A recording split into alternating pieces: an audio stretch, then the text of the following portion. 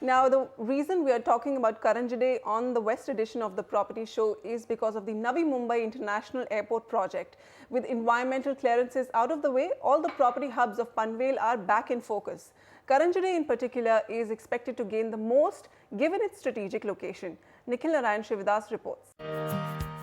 An extension of Old Panvel, Karanjade is in an enviable position.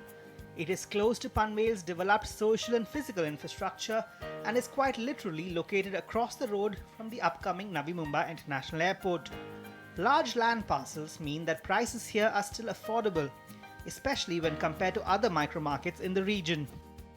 If you go to Navi Mumbai, like areas like Vashi, Sanpada, Kopakhena and all, the prices are way too high for a middle class.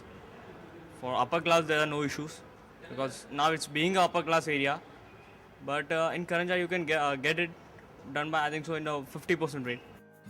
When it comes to price appreciation, Karanjade has seen prices rise from an average of 4,100 rupees per square feet in the second half of 2012 to around 4,600 rupees per square feet in the second half of 2014, growing at 8.6% on an annual basis. And experts believe that number will rise even further once work on the airport begins. But while prices may be appreciating, there is no denying that Karanjade still needs a lot of work. Much like its sister node Ulve, Karanjade is a classic example of real estate development outstripping infrastructural development. Many of the buildings here lie empty. Project managers claim that only about 30% of their inventory has been sold. Realtors say that potential buyers and investors are put off by the fact that basic infrastructure such as roads and drainage and sewage systems are still incomplete.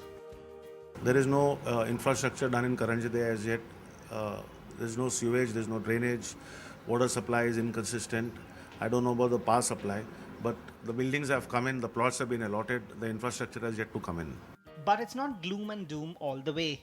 Unlike Ulve, there is evidence that CIDCO is on the ground in Karanjade and setting up basic infrastructure.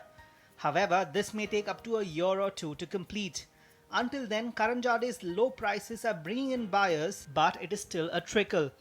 Data from Prop Equity indicates that only 43 units were bought out of a total of 1,463 units available in the first quarter of 2015. As a result, developers too are going slow with new projects, with only about 195 projects launched in the first half of 2015 compared to 706 in 2014. While occupational demand remains low, experts say Karanjade can be attractive for those prepared to stay invested in the long term. Someone who has got a long-term view as an investor or a long-term view even for occupation, definitely could consider it and probably ride out the next 5 to 8 years that it's going to take for all of this infrastructure to develop. It's reasonable to expect over the next 3 to 4 years that price might go up. It'll go up, I think is what I would be confident to say. It's going to go up somewhere between 30, 40, 50%. I mean, if people are lucky, they might double their money. That's good enough reason for investors to consider taking a serious look at Karanjade, especially since the new government is so keen on executing major infrastructure projects in a time-bound manner.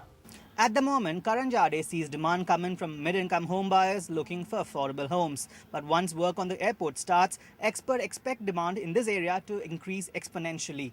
From Navi Mumbai, Nikhil Sivadas, NDTV.